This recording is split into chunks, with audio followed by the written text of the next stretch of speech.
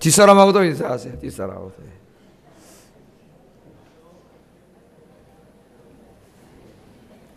오늘은 우리 읽은 말씀을 가지고 빌라도의 고민이라는 주제로 말씀을 전하겠습니다.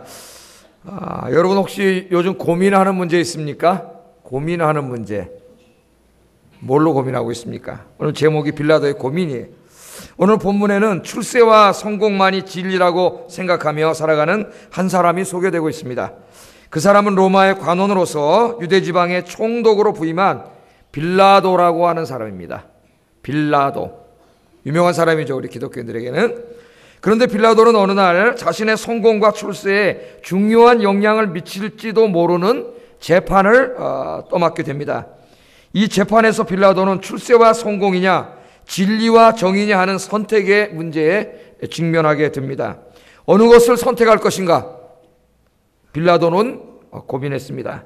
진리와 정의를 선택할 것인가? 출세와 성공을 택할 것인가?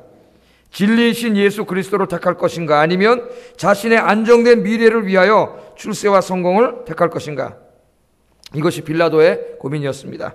이 고민은 오늘 어쩌면 21세기를 살아가는 우리 모두의 공통된 고민이기도 합니다. 여러분은 이런 상황이 있다면 무엇을 선택하시겠습니까? 아니, 지금 여러분들은 무엇을 선택하고 있습니까? 오늘 말씀을 통해서 자신을 돌아보고 오늘 바른 선택을 하는 귀한 시간이 되기를 주의 이름으로 축복합니다. 오늘 본문은 로마 총독 빌라도의 법정에서 있었던 재판입니다. 대제사장들과 유대인 지도자들은 예수님을 죽이기로 작정하고 예수님을 빌라도가 총독으로 있는 로마 법정으로 끌고 갔습니다. 본문은 유대 지도자들이 로마 총독 빌라도 앞에서 예수님을 고소하는 내용으로 시작됩니다. 1절, 2절에 그 내용이 있습니다. 어떻게 고소했는지 같이 한번 읽어보겠습니다. 시작.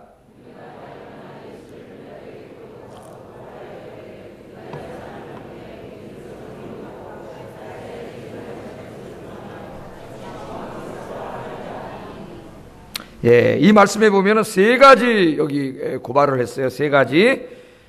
첫째는 어떤 제목이냐 하면은 이 사람이 백성을 미혹했습니다. 그렇게 고발합니다. 백성을 미혹했다.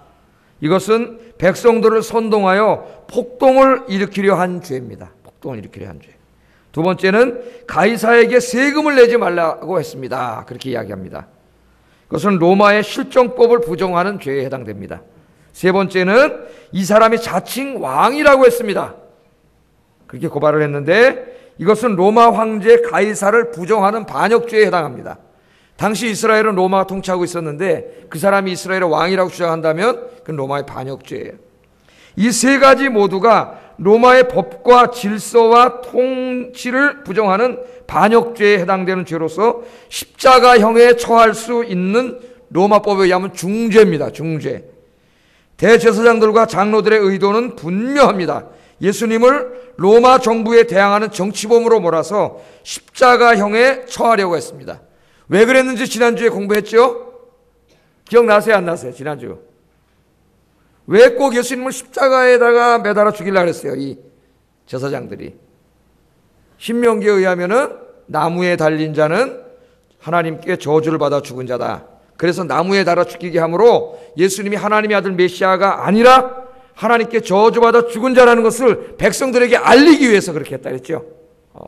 지난 시간에 그 부분에 대해서 우리가 공부를 많이 하고 적용을 했습니다. 자, 같은 사건을 다루고 있는 마태복음 27장 14절에 보면은 예수님께서는 유대인들의 고소에 대해서 자신을 위한 아무 변론을 하지 않습니다. 이 로마법에 의하면은요, 누가 자기를 고소하거나 고발할 때에 거기에 대해서 자기가 변론하지 않으면 그들이 고소하고 고발하는 내용을 다 인정하는 게 돼요. 그게 로마법이에요. 그러니까 다른 사람들은 어떻게 해요? 당연히 변론하겠죠. 난 그런 적 없다고. 예수님이 가이사에게 세금 내지 말라고 언제 그랬어요? 그런 적 없다고 변명을 해야 되는데 예수님께서 아무 이 반론을 제기하지 않습니다. 그래서 이 마태복음 27장 본문에 보면은 예수님께서 변론을 하지 않으니까 이 빌라도가 상당히 놀라워했다고 기록하고 있습니다. 집에 가셔서 마태복음 27장 14절을 찾아보세요.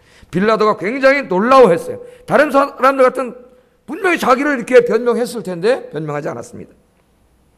예수님의 침묵은 빌라도로 하여금 예수님이 범상한 인물이 아니라는 것을 확신시켜주는 중요한 계기가 됩니다.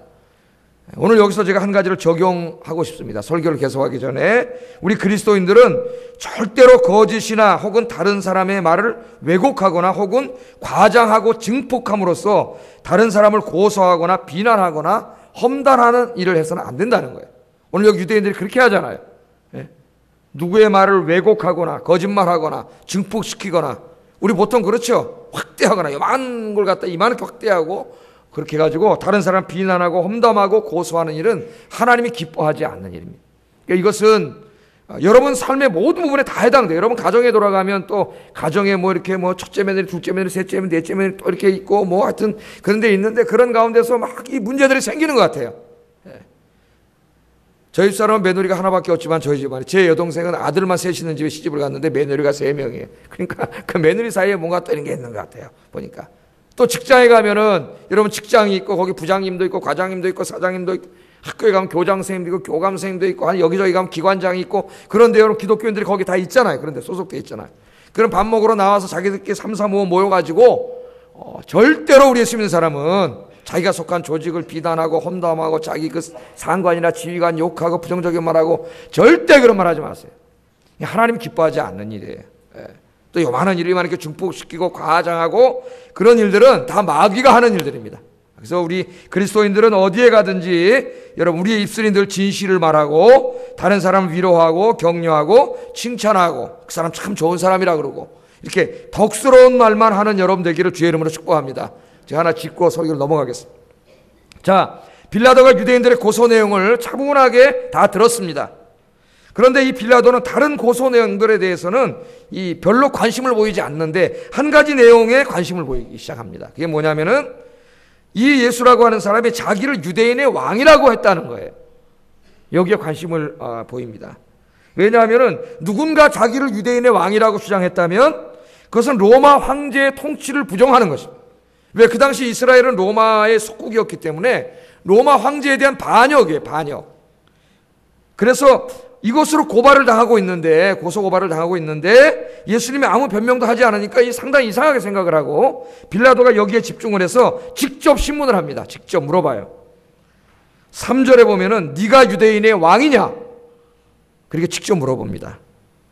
그러니까 이 유대인들의 고소에 대하여 침묵을 지키고 있던 예수님께서 빌라도의 질문에는 대답을 하십니다. 네 말이 옳다. 그렇게 예수님 말씀을 하셨어요. 그러니까 유대인의 왕임을 인정한 거죠. 인정을 했어요. 그랬더니 빌라도가 예수님의 말을 듣고 이렇게 얘기를 합니다. 4절 읽어보겠습니다. 시작. 죄가 없도다. 아멘. 여러분 좀 이상하지 않습니까? 이제까지 우리가 공부해온 이 배경을 읽어보면 참 이상하잖아요. 네가 유대인의 왕이냐? 네 말이 옳다. 그러니까 내가 유대인의 왕이다 그랬잖아요. 그러면 이것은 로마 황제의 통치권을 부정하는 반역행위입니다. 반역행위. 그러니까 당연히 유죄예요. 유죄. 100% 유죄입니다. 십자가형에 처해야 되는데 네가 유대인의 왕이냐? 네 말이 옳다. 그랬더니 4절에 바로 뭐라 그래요? 사람들에게 가서 내가 보니 이 사람에게는 죄가 없다 그러는 거예요. 그럼 뭔가 맞지가 않아요. 앞뒤가. 맞지가 않아요. 이거 어떻게 된 걸까요, 여러분? 이 3절과 4절 사이에는 사실은 많은 이야기가 있습니다. 그런데 이게 생략되어 있어요. 그래서 누가복음만 읽으면 우리가 금방 이해하지는 못해요. 그런데 이 요한복음 18장 말씀에 보면은 이 3절, 4절 이 말씀 사이에 상당히 많은 예수님과 빌라도의 대화가 오고 갑니다. 대화가. 이 대화를 알지 못하면 지금 3절이 내가 유대인의 왕이라 그랬는데 빌라도가 당장 가서 무죄라고 한 것이 도저히 연결이 되지 않습니다. 그럼 어떤 일이 있었는가? 어떤 대화가 있었는가? 요한복음 본문 한번 보겠어요. 요한복음 본문. 그래서 하나님이 사복음서를 다 주신 거예요. 같이 읽어보라고. 요한복음 18장, 여러분 성경을 찾아보세요. 말씀이 길어가지고 화면에도 써있지만은 화면이 넘어가니까 잘 안 보입니다. 찾아보세요. 요한복음 18장 33절, 38절. 여기에 상당히 중요한 대화를 나눕니다. 두 사람이.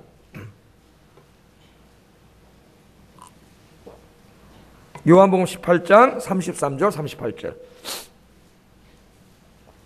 제가 한번 읽어드리겠습니다. 이에 빌라도가 다시 관정에 들어가 예수를 불러 이르되 내가 유대인의 왕이냐? 예수께서 대답하시되 이는 내가 스스로 하는 말이냐? 다른 사람들이 나에 대하여 내게 한 말이냐? 빌라도가 대답하되 내가 유대인이냐? 내 나라 사람과 대제사장들이 너를 내게 넘겼으니 내가 무엇을 하였느냐? 예수께서 대답하시되 내 나라는 이 세상에 속한 것이 아니니라. 만일 내 나라가 이 세상에 속한 것이었더라면 내 종들이 싸워 나로 유대인들에게 넘겨지지 않게 하였으리라. 이제 내 나라는 여기에 속한 것이 아니니라. 빌라도가 이르되 그러면 내가 왕이 아니냐? 예수께서 대답하시되 내 말과 같이 내가 왕이니라. 내가 이를 위하여 태어났으며 이를 위하여 세상에 왔나니 곧 진리에 대하여 증언하려 함이로라. 무릇 진리에 속한 자는 내 음성을 듣느니라 하신대 빌라도가 이르되 진리가 무엇이냐 하더라. 이 말을 하고 다시 유대인들에게 나가서 이르되 나는 그에게서 아무 죄도 찾지 못하였노라. 이 아무 죄도 찾지 못하였다고 한 말 앞에 이렇게 많은 대화가 나눠졌다고요. 어떤 대화가 있습니까? 빌라도가 예수님에게 네가 유대인의 왕이냐고 물으니까 요한복음 본문에 보면 예수님이 다시 되묻습니다. 뭐라고 되물었어요? 너의 말은 유대인들의 말을 단순히 인용한 것인가? 그러니까 유대인들이 한 말을 다시 나한테 확인하는 말인가? 아니면 너 자신도 나를 유대인의 왕이라고 생각하고 묻는 것인가? 예수님 되물어요, 빌라도에게. 빌라도가 예수님께 대답했습니다. 물론 유대인들의 고소 내용을 말하는 것이다. 네가 무엇을 하였느냐? 네가 정말 혁명을 통하여 로마 정부를 전복하려고 시도했느냐? 이렇게 물어봅니다. 그랬더니 예수님께서 대답을 하십니다. 내 나라는 이 세상에 속한 것이 아니다. 그러니까 내가 왕이고 왕은 나라가 있어야 되잖아요. 유대인들의 왕이고 여기 하나님의 나라를 세우러 왔는데 내 나라를 세우러 왔다고 이야기해요. 그렇지만은 뭐라 그래? 내 나라는 이 나라에 속한 것이 아니다. 설명을 합니다. 오해할까봐 지난 시간에 이 부분에 대해서 공부했어요. 내 나라는 이 세상에 속한 것이 아니다. 그렇게 예수님 말씀을 하십니다. 그러면서 만일 내 나라가 이 세상에 속한 것이었다면 내 종들이 싸워 나로 유대인들에게 넘겨주지 않았을 것이다. 그러니까 하나님의 나라가 예수님이 세우실 하나님의 나라가 이 세상에 속한 것이었다면 예수님 여기 끌려오지도 않았고 빌라도 앞에 서지도 않았어요. 왜? 어떻게 할 수 있습니까, 여러분? 예수님이 기도하시면 하나님께서 천군 천사 일개 군단 군단도 필요 없어요. 한 명만 내려와도 로마는 그날로 멸망합니다. 그냥. 예? 여러분 기억나세요? 베드로가 탁 예수님 잡아가려니까 칼을 빼가지고 대제사장의 종 말고의 길을 탁 자르니까 예수님께서 말고의 길을 붙여주면서 칼을 쓰는 자는 칼로 망한다. 힘을 쓰는 자는 힘으로 망해요.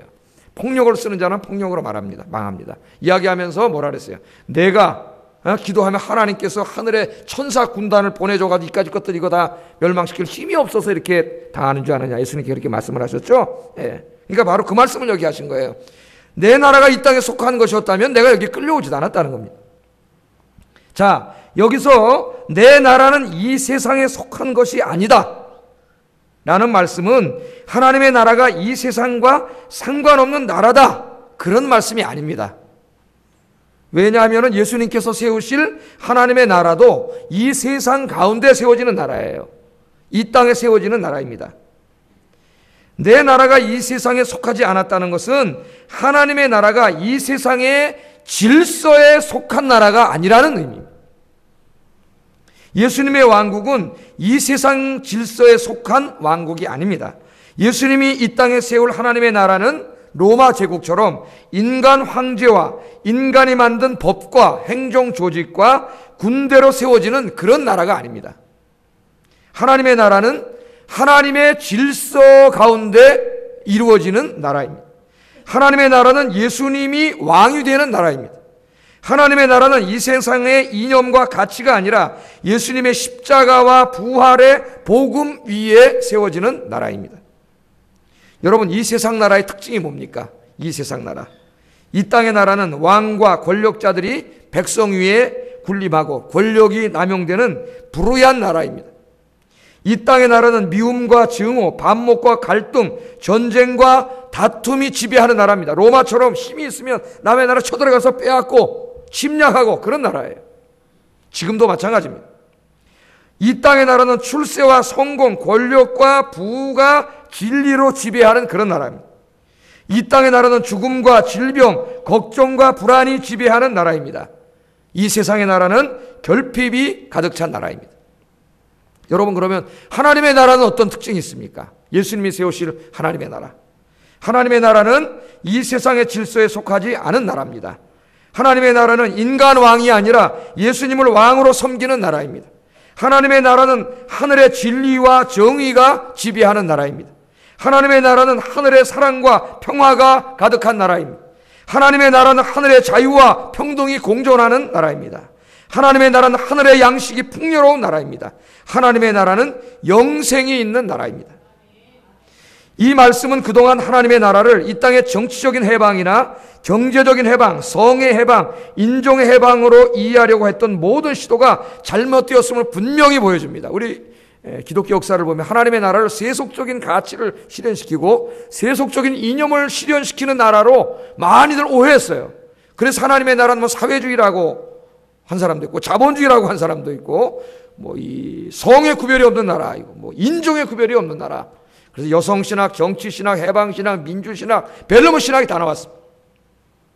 그런데 예수님이 시작한 하나님의 나라 운동은 군대를 모집하여 로마를 무력으로 무너뜨리는 것과는 아무 상관없습니다. 하나님의 나라는 자신들의 입맛에 맞는 지도자와 국회의원을 뽑아 새로운 정치 질서를 세우는 것과 아무 상관없습니다. 뭐 지방선거가 또 얼마 남지 않았다는데, 그러니까 여러분 너무 정치 문제에 예민하지 마세요. 하나님의 나라는 그런 세속적인 정치 운동이 아닙니다. 하나님의 나라는 예수님의 십자가와 부활 위에 세워지는 초월적인 나라입니다. 하나님의 나라는 예수님의 십자가와 부활의 복음으로 이 세상 나라를 치유하고 새롭게 창조하는 하나님의 통치입니다. 하나님의 통치. 예수님의 관심은 로마를 무력으로 정복하는 것이 아닙니다. 예수님의 관심은 로마인들을 변화시켜서 다른 나라를 침략하고 빼앗고 착취하는 사악한 로마를 하나님의 공의를 시행하는 의로운 로마로 변화시키는 그것입니다. 그러므로 예수님께서 시작하신 하나님 나라 운동은 군대와 이념을 토대로 한 정치 운동이 아니라 복음을 토대로 한 생명 운동입니다. 그것은 이념이나 정치 운동이 아니라 십자가와 부활의 복음 운동입니다. 그러니까 생각해 보세요.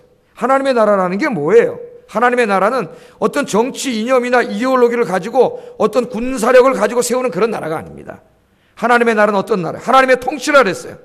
지금 이 나라를 다스리고 있는 대통령과 관료들과 정치들과 지도자들의 마음속에 어떻게 해요? 하나님의 나라가 임하면 하나님께서 그들의 마음을 변화시키고 삶을 변화시켜서 그들을 통한 새로운 나라, 새로운 정치, 새로운 민족을 탄생시키는 거예요. 할렐루야. 그게 바로 하나님 나라 운동이에요. 하나님 나라 운동. 하나님 나라 운동은 십자가의 부활과 복음을 통한 이 땅에 병들고 파괴된 이 세상 나라와 정치를 하나님이 기뻐하시는 의와 공의가 지배하는, 평강이 지배하는 나라로 이렇게 치유하고 변화시키는 운동, 그게 하나님 나라 운동인 줄로 믿습니다.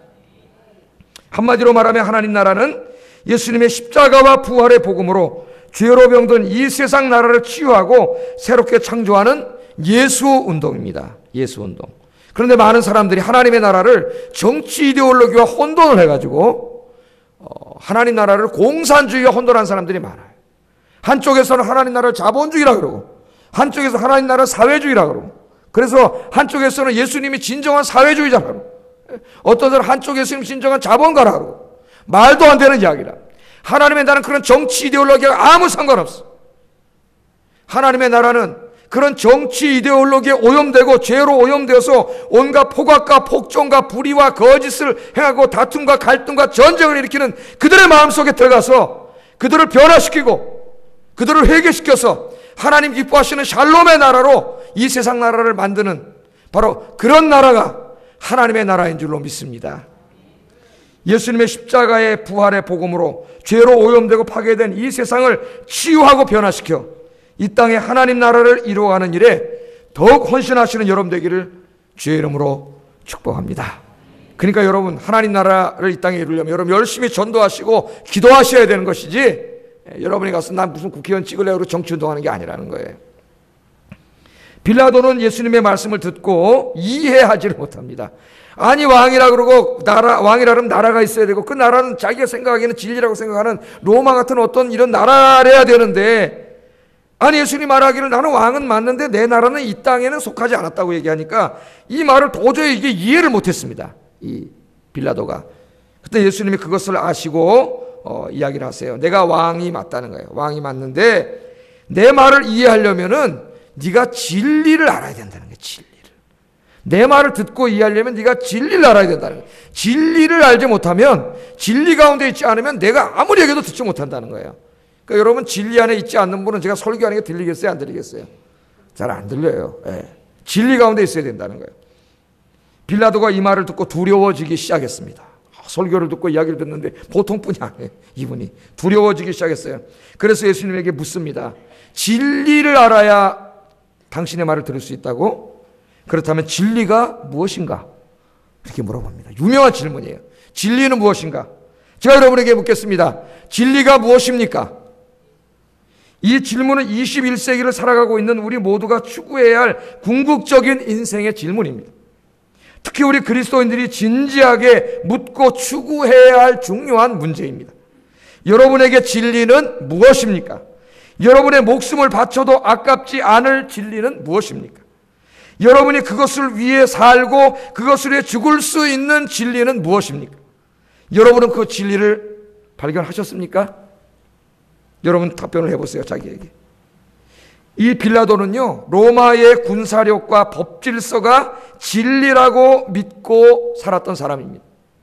로마 황제 밑에서 충성을 다하고 로마 황제로부터 권력과 부를 얻어서 부귀영화를 누리면서 떵떵거리며 사는 것이 진리라고 생각하며 사는 사람이 빌라도입니다.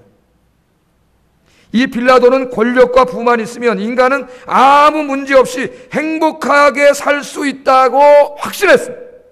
그래서 권력과 부를 얻는 일에 자기의 모든 걸 다 바쳤습니다. 그렇게 살아왔어요. 그리고 그걸 누리고 있습니다. 여러분은 어떻습니까? 여러분도 그렇게 생각하십니까? 여러분도 이 세상에 부와 권력만 있으면 아무 문제 없이 행복하게 잘 살 수 있다고 여러분 그렇게 생각하십니까? 안타까운 것은요, 오늘날 많은 그리스도인들이 그렇게 생각하고 있다는 것입니다. 그래서 하나님조차도 인격적인 하나님, 우리의 예배를 받으시는 거룩한 하나님이라기보다는 자기의 이런 문제들을 해결해주는 도깨비 방망이 정도로 하나님을 한껏 낮춰놔서 우상 숭배를 하고 있습니다. 진리가 무엇인가? 빌라도가 묻습니다. 그럼 당연히 예수님이 그 다음 대답을 해줘야 되잖아요. 진리가 무엇이더라고. 그런데 오늘 요한복음을 계속 읽어보면은 빌라도의 질문에 대해서 요한복음에는 답이 없습니다. 답이 없어요. 요한은 빌라도의 질문에 대하여 대답하지 않은 채로 남겨두므로 훗날 요한복음을 읽는 모든 사람들이 이 부분에서 진리의 문제를 깊이 있게 고민하도록 만들었습니다. 여러분, 좀 이제는 고민하는 신앙생활을 해야 됩니다. 무슨 세속적인 문제 때문에 고민하는 게 아니라 정말 진리의 문제로 고민해야 돼요. 내 생명을 다 바칠 수 있는 진리가 뭔가, 내가 그것을 위해서 죽어도, 내 생명을 내어 죽어도 아깝지 않은 진리가 무엇인가, 이제 내가 그 진리를 발견하고 그 진리대로 어떻게 살 것인가, 이런 문제로 진지하게 고민해야 합니다. 진리는 무엇입니까? 진리는요, 인간의 근본적인 문제에 대한 대답이어야 합니다. 오늘날 이 진리라고 수정하는 이념과 철학이 많이 나와 있습니다. 그런데 여러분, 그게 진리인가 진리가 아닌가를 구분하는 기준이 뭔지 아세요? 인간의 근본적인 문제에 대한 대답이 있는가, 그걸 보셔야 됩니다, 여러분. 그러면 인간의 근본적인 문제가 뭡니까?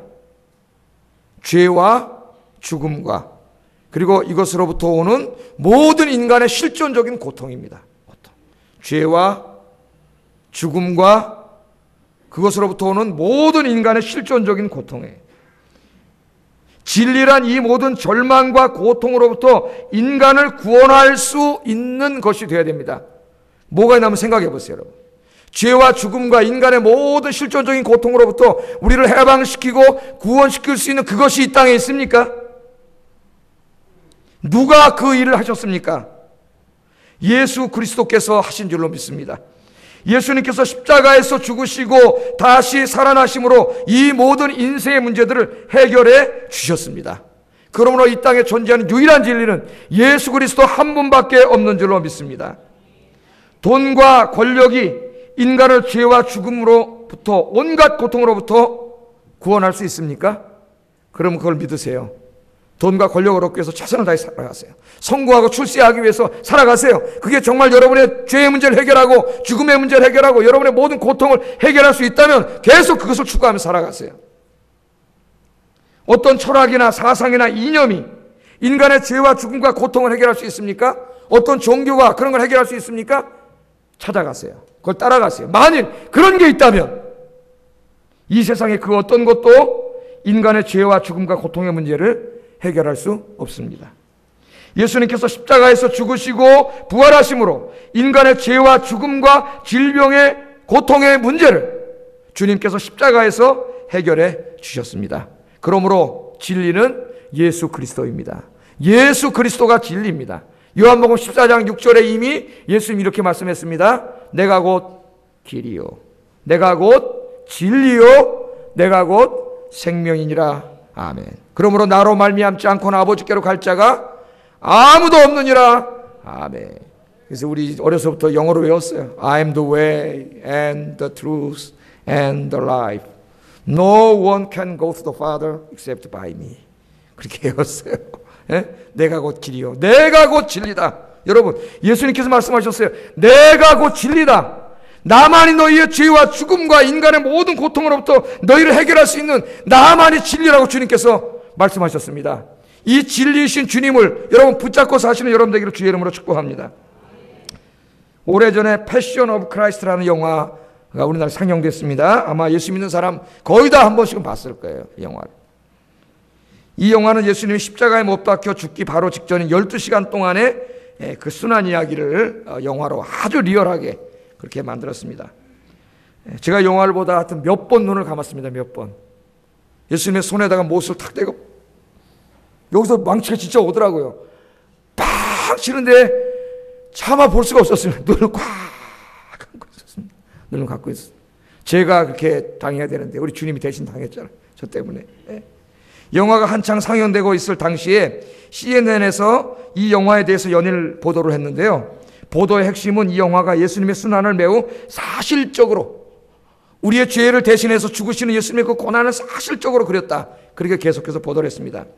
그런데 이 영화가 상영되고 있던 어느 금요일 날 놀라운 일이 벌어졌습니다. 텍사스주에 살고 있던 한 살인범이 이 영화를 보고 회개하고 자수하는 일이 벌어졌습니다. 대대적으로 보도가 됐어요. 사건의 전모는 이렇습니다. 이 텍사스주에 사는 댄 랜덜 리치라고 하는 이 청년이 자기와 사귀던 애인을 살해하고 자살로 위장을 했습니다. 이 리치의 범행은 완벽했습니다. 완벽했어요. 그래서 경찰 수사는 물론이고 이 의학 조사에서도 자살로 결론이 내려졌습니다. 완전 범죄였습니다. 완전 범죄가 없다 그랬는데 완전 범죄가 됐어요. 리치는 애인을 살인한 뒤 양심의 가책도 없이 그렇게 그럭저럭 지냈습니다. 그러던 중 어느 금요일 날 패션 오브 크라이스트라는 영화를 보게 되었습니다. 이 영화를 본 뒤 리치는 예수님의 십자가의 죽음 속에서 자기가 죄인임을 깨달았습니다. 자기의 살인죄, 자기가 지은 살인죄를 저지른 죄인임을 깨달았어요. 심한 죄책감을 느꼈고 그 길로 교회로 달려가서 자신의 범죄 사실을 고백합니다. 그리고 곧바로 경찰서로 달려가서 자수했습니다. 리치는 영화 속에서 십자가의 주님을 만났고 자신의 죄를 깨달았고 회개했습니다. 그는 살인범이었지만 회개하고 감옥에서 새 삶을 찾았습니다. 바로 예수 그리스도가 진리입니다, 여러분. 예수 그리스도가 내 나라는 이 땅에 속하지 않았다 그랬습니다. 예수 그리스도는 어떻게 이 세상을 변화시킵니까? 어떻게 이 나라와 민족과 이 사회의 질서를 변화시킵니까? 바로 십자가와 부활의 복음을 통하여 그 복음이 한 사람의 마음속에, 인생 속에 들어갈 때 그 사람을 회개시키고 변화시켜서 그 사람을 통하여 그의 가정을 변화시키고 그가 있는 직장을 변화시키고 그 사회를 변화시키고 나라와 민족을 변화시키는 분이 바로 우리 주님인 줄로 믿습니다. 예수 그리스도만이 죄와 죽음과 고통으로부터 참된 자유와 행복을 줄 수 있습니다. 참된 자유와 행복은 예수님 만난 사람, 자신이 죄인임을 깨닫고 철저하게 회개한 사람만이 누릴 수 있는 영적인 축복입니다. 그런데 오늘 빌라도는 바로 자기 눈앞에 진리이신 예수 그리스도와 대화를 나누고 있으면서도 진리이신 예수님을 만나지 못하고 있습니다. 마치 우리가 매일 주일날 와서 이 예배를 드리면서도 설교를 들으면서도 아직도 자신의 인격 속에 주님을 진정으로 만나지 못한 불쌍한 사람들처럼 주님을 대면하고 있으면서도 진리이신 주님을 만나지 못하고 있습니다. 여러분은 어떻습니까? 여러분은 매일 예배마다 진리이신 주님을 만나고 있습니까? 만나는 시간이 되기를 주의 이름으로 축복합니다. 몇십 년을 달려도 예수 믿고 교회 다녀도 자기 인격 속에 주님을 진정으로 만나지 못한 사람이 많이 있어요. 여러분, 이 문제를 가지고 진지하게 기도해야 됩니다. 빌라도는 자신은 로마에 출세한 관원이고 권력과 부를 가지고 있는 아무 문제없는 사람이라고 생각했습니다. 사람들이 그렇게 생각하잖아요. 권력도 있고 성공했고 출세했고 돈도 많고 집도 있고 딱 그러면 무슨 내 인생에 문제가 있으랴. 내 인생을 최선을 다해 살았다. 그래서 그런 것을 얻는 그런 삶의 방식을 진리라고 생각하면서 살아가잖아요. 그는 권력과 부만 있으면 인간은 아무 문제가 없다고 생각했습니다. 여러분은 어떻습니까? 여러분들은 진리이신 예수님을 믿는다 하면서도 여전히 세상의 것들에 목말라 하며 세상에서 자유와 행복을 찾고 있지는 않습니까? 부와 권력과 명예 속에 진리가 있는 것처럼 나의 시간과 열정과 나의 모든 그것들을 얻는데 다 쏟아붓고 살고 있지는 않습니까? 예수를 믿는다 하면서도 여전히 세상의 것들을 탐닉하며 모든 시간과 정력을 그것들을 얻는데 사용하며 다 쓰고 살고 있다면 우리는 아직 진리를 모르는 사람들입니다. 우리가 진실로 예수님만이 진리임을 믿는다면 우리는 이제 예수 그리스도를 위하여 살아가야 합니다. 자신의 인생을 바꿔야 합니다. 사도 바울이 이렇게 고백합니다. 갈라디아 2장 20절 같이 한번 읽어보겠습니다. 시작.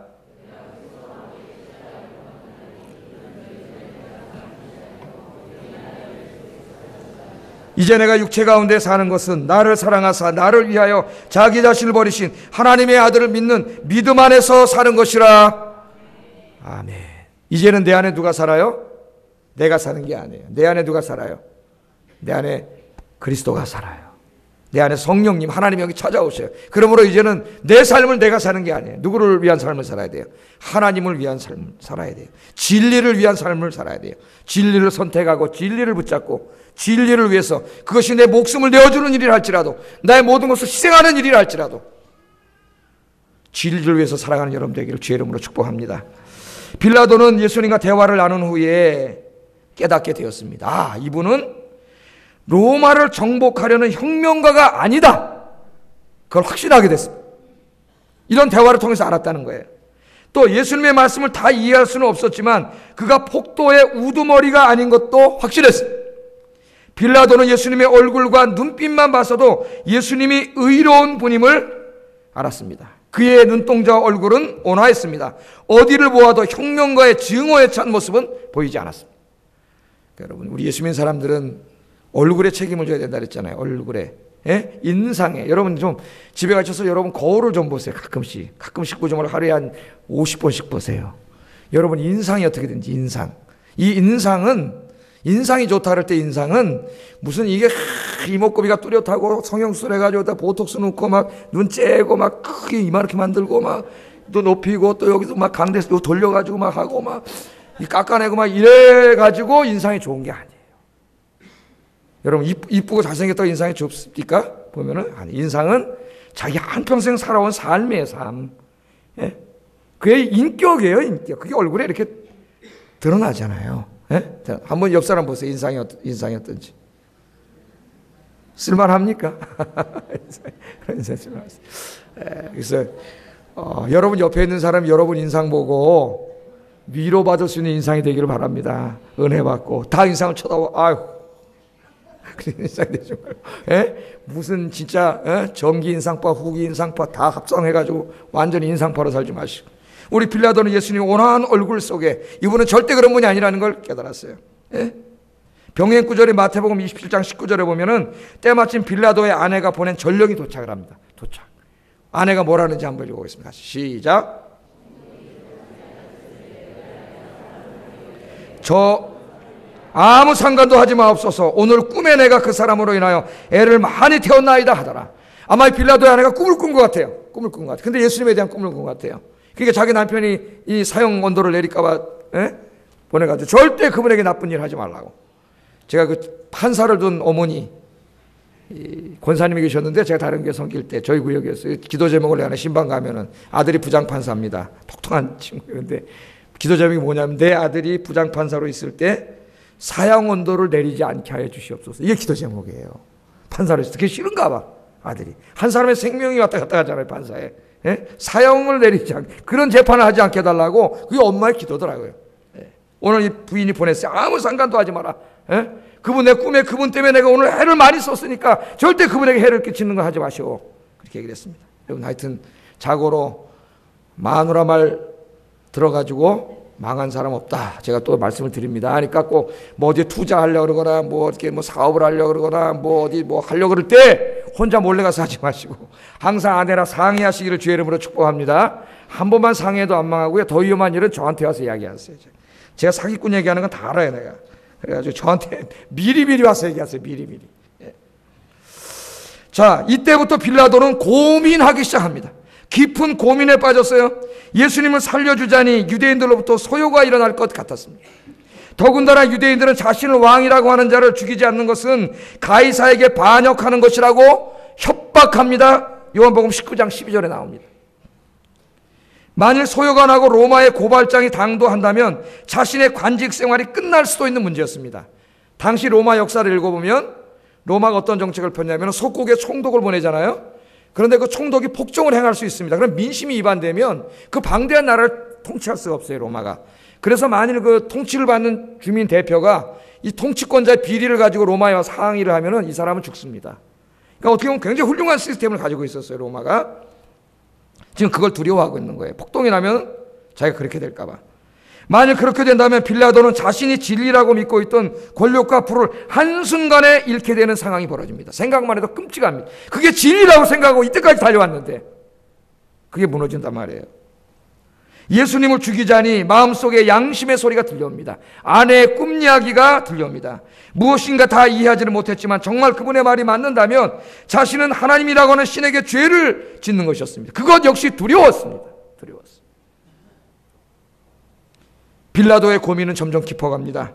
빌라도는 유대인들의 소요를 잠재우면서도 예수님을 살려주기 위해 애썼습니다. 그러한 방도가 뭐 없을까? 그래서 바나바를 생각했습니다. 바나바를 대신 풀어주겠다고 제시했습니다. 예수님에게 죄가 없다고 여러 번 강조하기도 했습니다. 그럴 때마다 유대인들은 더욱 거칠어집니다. 예수님을 십자가에 못 박으라고 외칩니다. 21절 읽어보겠습니다. 시작. 십자가에 못 박게 하소서 하는지라. 유대인들은 자기들을 구원하기 위해서 찾아온 하나님의 아들 메시아 그리스도를 십자가에 못 박으라고 외치고 있습니다. 금방 소요 사태가 일어날 것 같았습니다. 빌라도는 관할 지역의 폭동 사건 때문에 이전에도 한번 경고를 받은 적이 있었습니다. 빌라도는 폭동이 날 것을 두려워했습니다. 결국 고민하던 빌라도는 자신의 출세와 성공을 위하여 이제까지 자기가 이루어왔던 모든 것들을 지키기 위하여 죄 없는 예수님에게 십자가형을 선고하고 말았습니다. 24절 25절 읽어봅니다. 시작.